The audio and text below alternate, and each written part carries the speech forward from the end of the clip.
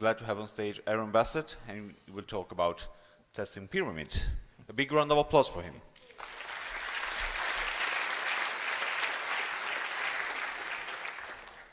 Hi, everybody.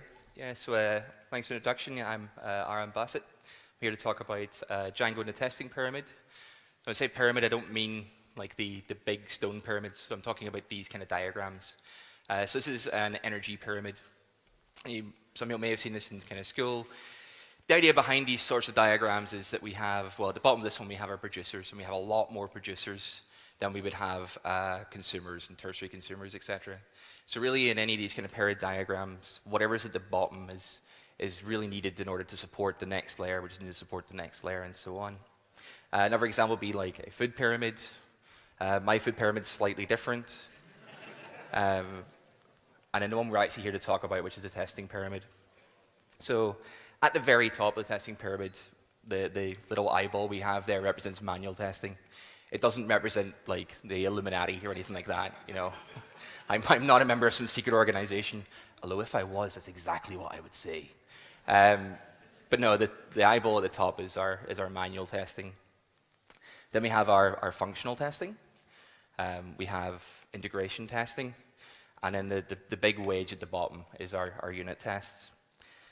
Now, for anybody who's not come across these terms before, unit test tests a single thing in isolation. So normally a single method call, something along those kind of lines. And unit tests, because they're such a big part of the pyramid, you know, they make up the foundation, that giant wedge at the bottom, they need to be super, super fast. Because we're going to have maybe 10, 20, 100 times more unit tests in a project than we will have integration tests or functional tests. Integration tests, well, they test that things integrate, that they work well together. So if anybody knows about kind of like domain-driven design or any of those kind of things, whenever you're crossing a boundary, you're going to need an integration test to make sure that your two modules work and integrate correctly. And in your functional tests, these are sometimes called end-to-end tests. So a functional test is where you test an entire vertical slice of your application. So normally, functional tests, so you might run them in things like your web browser via Selenium. So it's actually going to be executing your entire stack, your entire application in order to run your test, which is why they're at the top of the pyramid. You know, they're only a small part of it because they are very, very expensive to run.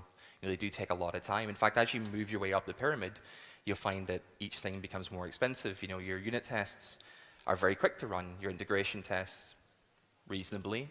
Functional tests, you're starting to get slow, and then you've got your manual tests. And your manual tests are using probably one of your most expensive resources. You know, they're using people cycles. You know, this is where your kind of acceptance criteria comes in, and you'll be sending your specs off to your QA team who are actually going to be sitting and clicking through the application and checking it manually. And we want to try and limit that as much as we can. One, because it's people doing it, it's error prone. You know, they may miss things.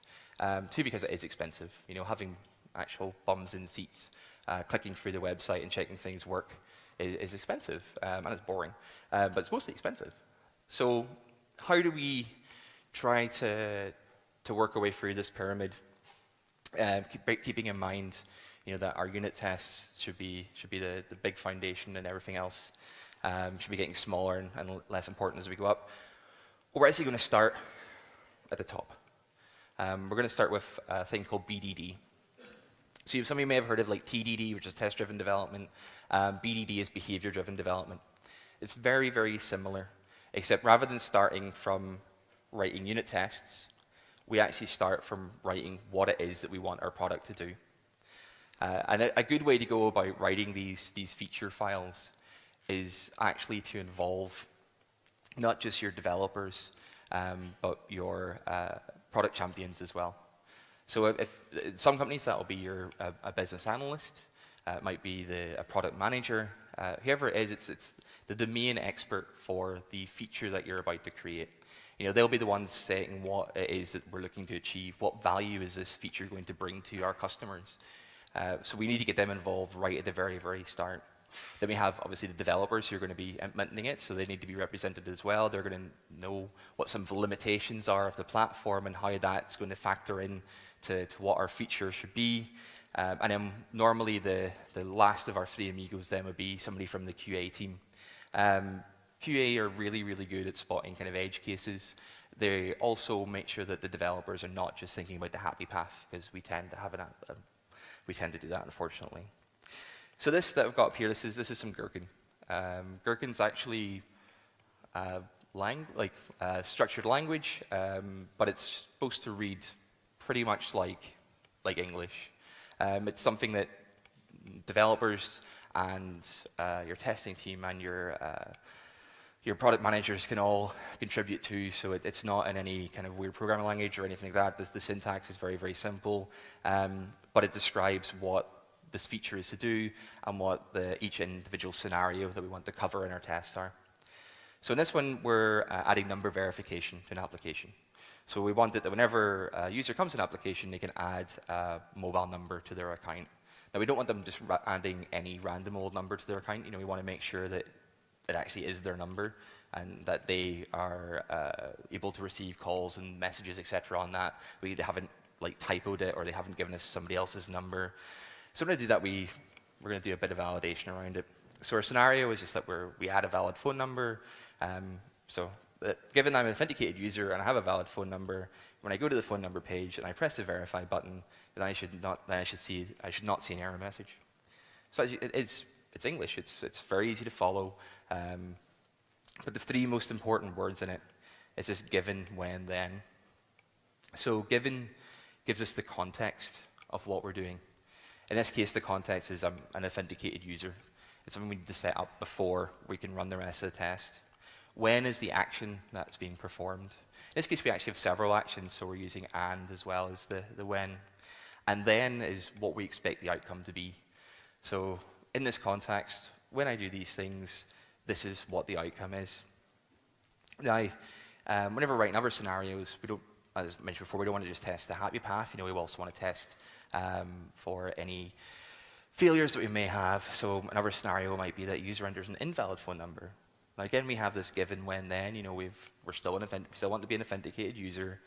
We're still going to go to this phone number page, but in this case, we're going to enter something invalid. The string not a number is obviously not a valid telephone number. So because we've entered something that's invalid, then we would expect to see the error message this time. So our then clause changes to I should see the error message. Now, obviously, there's a lot of things that could not be phone numbers. We probably want to test with a range of different values to make sure that our error checking catches everything. But we don't want to be copying and pasting the scenario over and over again. So we put a few examples. Anybody who's written kind of markdown tables, they should look fairly familiar to them. So we've got examples, so whenever our QA come to do it, they'll go, right, okay, if it looks like an email address, it shouldn't be in the telephone number field. If it's only got one digit, it probably shouldn't be in a telephone number field. And all these numbers then, they'll get replaced by this variable substitution, this invalid number. So for me, I think the actual feature files are fine to send to your QA teams. Some people, there is tools out there like Relish that will convert them into nice web pages or PDF documents, things like that. There's other tools that will put them into little checklists, etc., for your QAs to work through.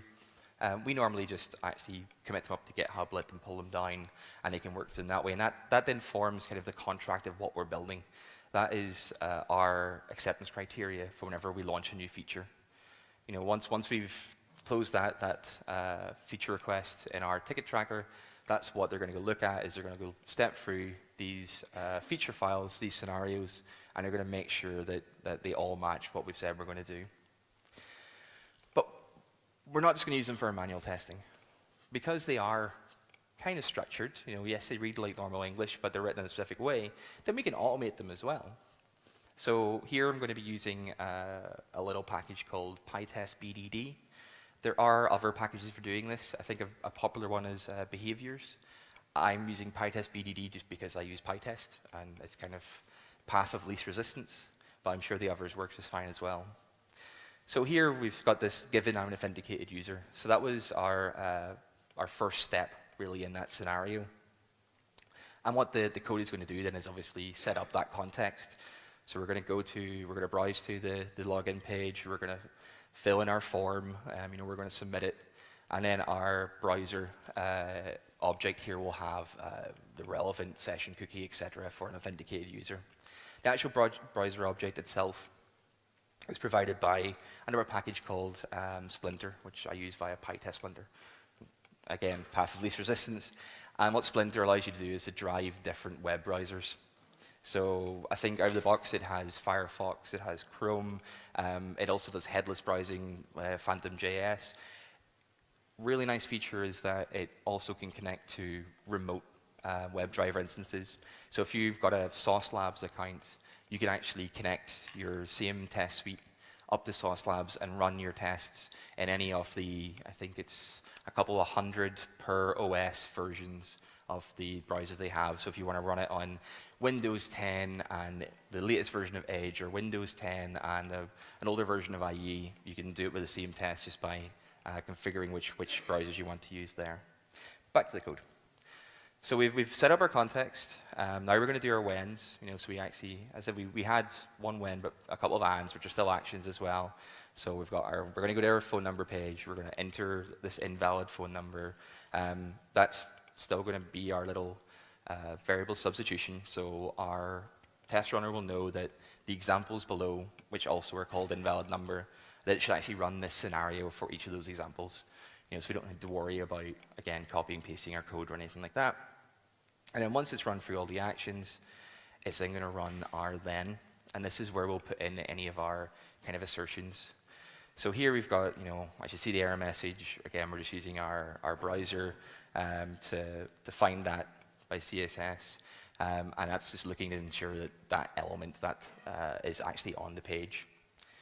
Now, we've written an awful lot of code to test a very, very small part of a very, very small feature. And it might seem that this is going to obviously slow down your development cycles, etc. And is it really worth it?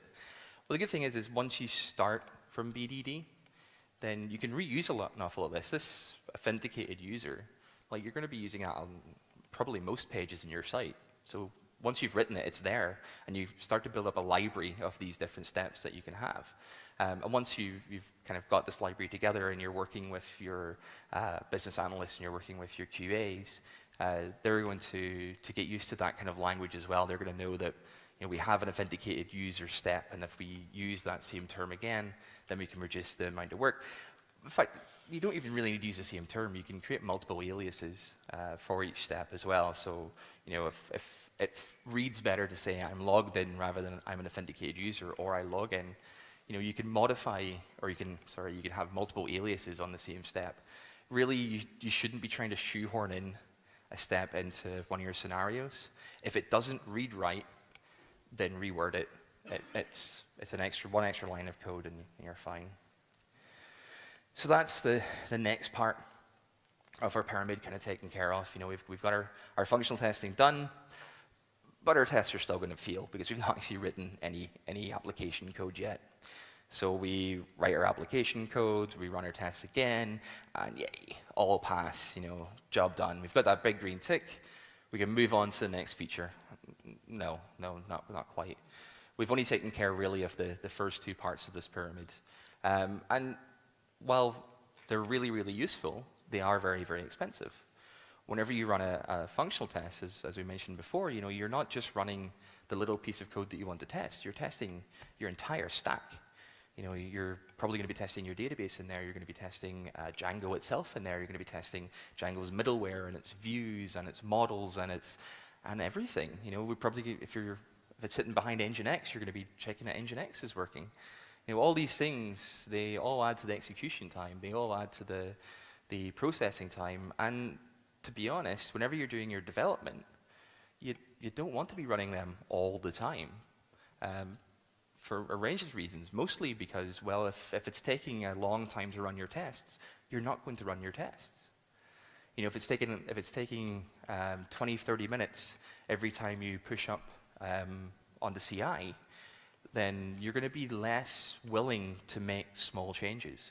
So if you're doing a code review and you notice that perhaps maybe a variable name is not as clear as it should be, or that there has been a typo in a comment, or that there's some peppy errors, are you really going to be that person who rejects that pull request and forces the developer to sit through another 40-minute CI run just to change a variable name?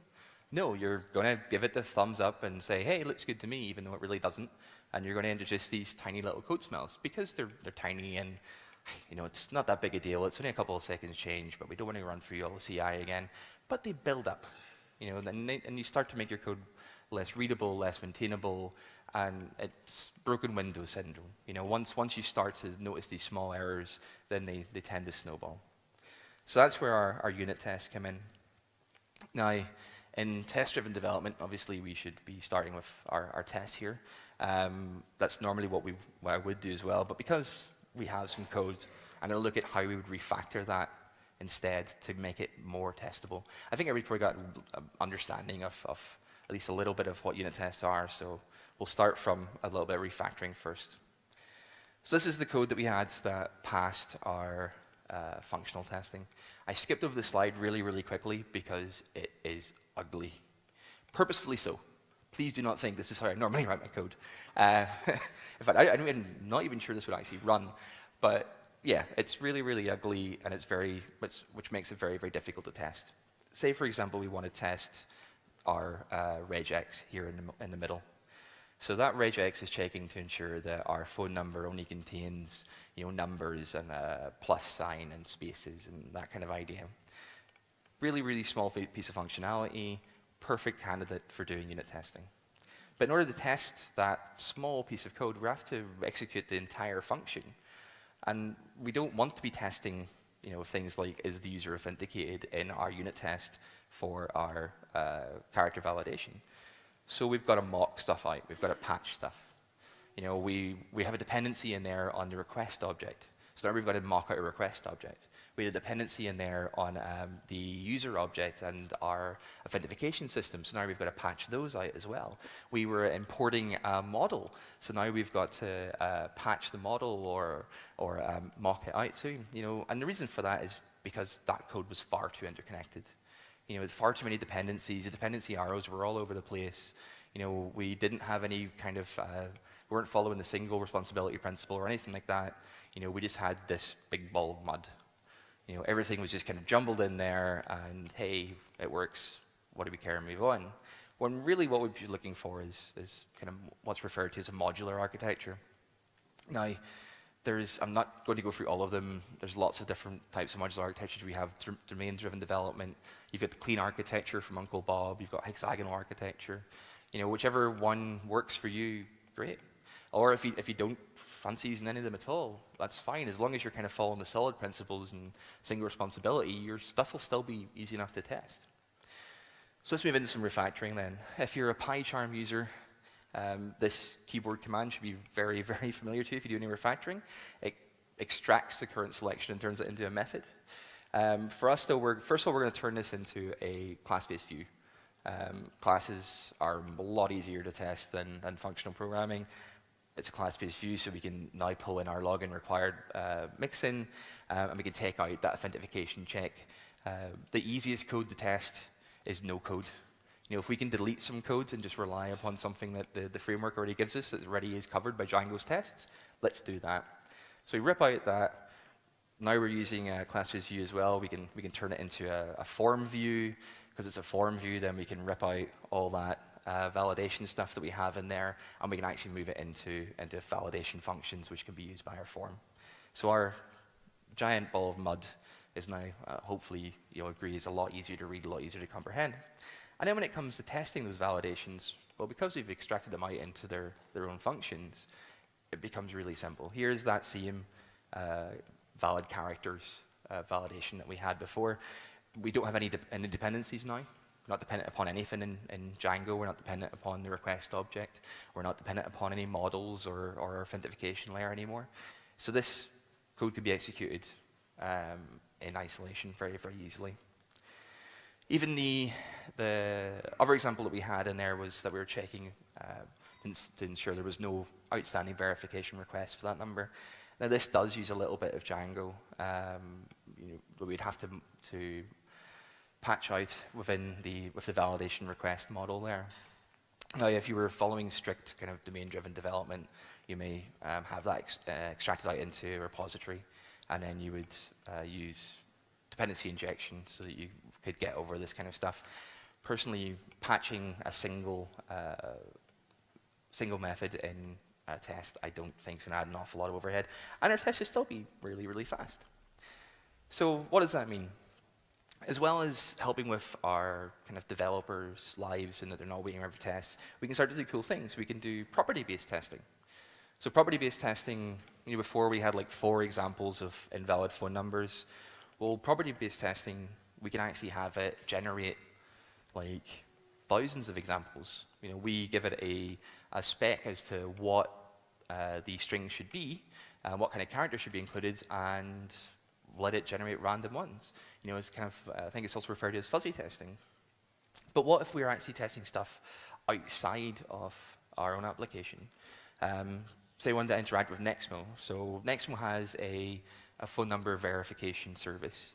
So say we wanted to offload the actual, is this a telephone number to them instead? Now, as their API is pretty quick, like that's, what, 1.2 seconds from my dodgy hotel Wi-Fi. It's fast, but making any kind of incident request over the internet is never going to be as quick as doing it locally. So how can we still test, or how can we still use these services and keep our unit tests fast? Well, we mock it again. In this case, I use HT mock. There's other ones. Responses is one that people, which is quite popular. Betabacks is another, and it sits between your service and requests, the Python library that I think is now the de facto way for creating HTTP requests. And it'll just return a value that you specify for each request. So you're never hitting your third-party service. You're staying just within your own application and within your local environment, so it's always going to be a lot faster to return a JSON string from a function than it's going to be to call a service over the internet. But is that really an integration test? See, the issue being is we're not really then testing our integration with Nexmo.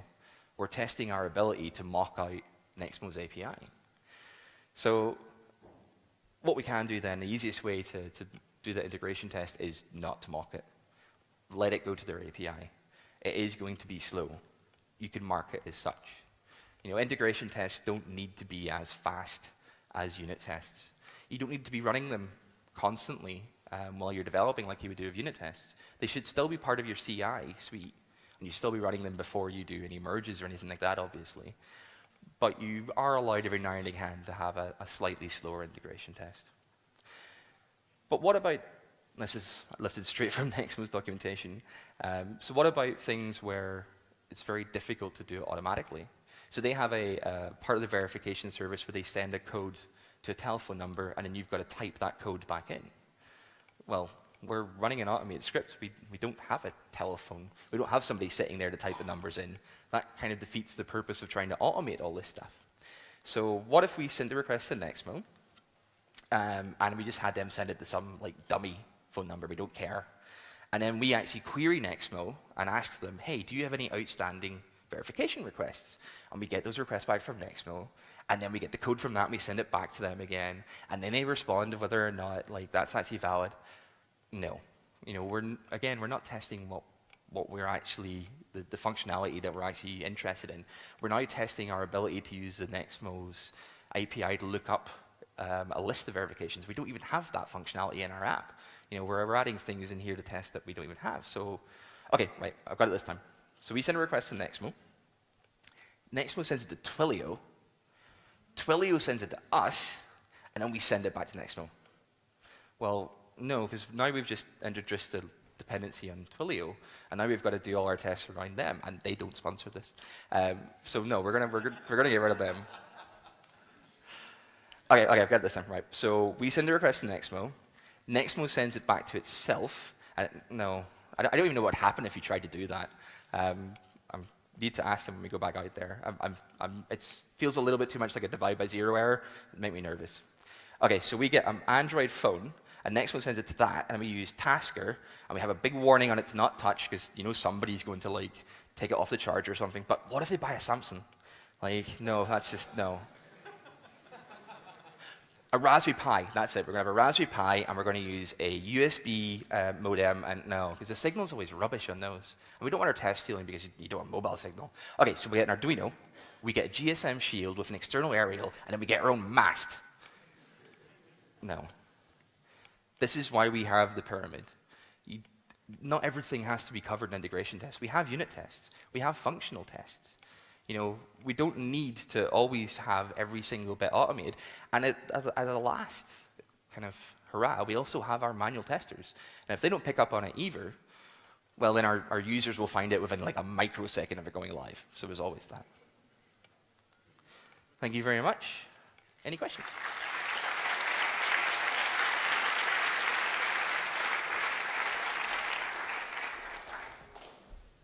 Thank you, Aaron. We have time for a few questions, so please line up if you have. I have a question for you. You do write tests, right? Can I ask you, like, what are you using for property-based testing? Because you mentioned it, but it was just sorry, yeah. For quickly. property-based testing, we're actually using a package called Hypothesis. And it's really good. It has quite a few built-in generators for different types of data as well. So I have ones for like generating random numbers and text strings and the usual kind of stuff, or dictionaries, booleans, all the different kind of data types you would have.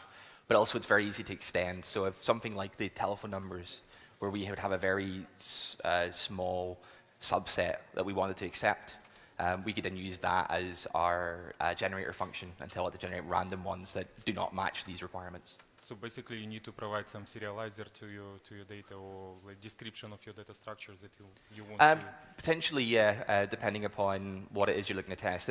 For example, if it's like a name field where you just want to fire any Unicode string at it, they already have methods built in for that kind of stuff. You might want to set minimum lengths or maximum lengths, but it does come with a pretty robust kind of default set anyway.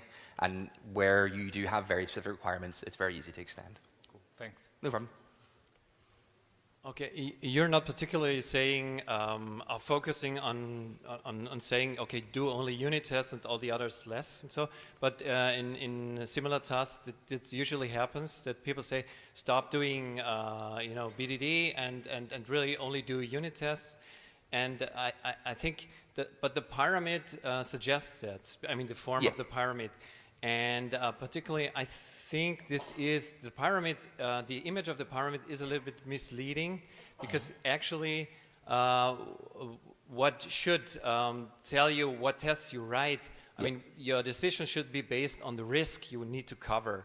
And usually when you start a project, and especially when you do this as an agency, for example, your primary risk is that you get the feature delivered. So you usually, it's a good idea to start with the features and then later replace them by unit tests. But the problem is, I mean, for developers, it's easy to, it gives a good excuse to say, oh, we shouldn't do the BDD at all because it's just a waste of time. Well, I think leading with the three amigos helps resolve that, because your initial requirements, your project requirements are coming from your product champions. And the way in which that you're structuring those as your BDD tests, well, it kind of makes sense then that you would write the test scripts for those as well. There'd be no point in doing out all your feature files and only using them for manual testing when it would be so simple to turn those into automated tests. And that way you're always starting from what provides value. There's not a line of code that should be written that shouldn't be there to help move you towards a passing test. And if your tests are the exact features that go into the scenario that go into the deliverable, then every line of code you should be able to track it back to the actual like feature file, to the requirement that came from the business, from the customers, for that line of code. So yeah, I can see where you're coming from, where a lot of developers, and I'm guilty of it myself sometimes too, we go, well, we've got unit tests, that's fine, the unit tests pass, let's ship it. I saw a very kind of funny kind of video which highlights it perfectly, where it was an umbrella that somebody was extending, and they pressed the button, the umbrella extended, flew off the handle, landed on the floor, and then popped open. And it's like, okay, so button works, umbrella extends, unfurls, unit test pass. And it's like, no, sometimes you gotta look at the bigger picture and ensure everything is working together. and involving the business, the product champions at that early stage, and getting them essentially writing tests, writing your behavior-driven design or development tests, I think helps keep that bigger picture in mind for everybody. Yeah, that's true, but I think we should really we should really mention the word risk. Yeah, sorry. Please, Chris. I assure you this really is a question. Right? What are the common mistakes people make when confusing integration tests and functional tests? Good question. For me, an integration test is still something that would that's testing really how two things interact. If you're testing your entire stack, that's a functional test. The end-to-end that some people refer to as, for me, kind of highlights that, that you're taking a process from the very, very start, from loading the web page, to filling in a form, to submitting the form, to checking the return value. That's an end-to-end test. Whereas the integration test will be checking individual parts.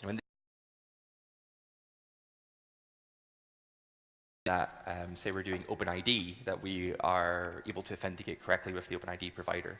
That would be an integration test. Going through the entire form and going, okay, well now we're authenticated, can we submit this or can we do that? That's in taking that scope too far. Thank you, Aaron.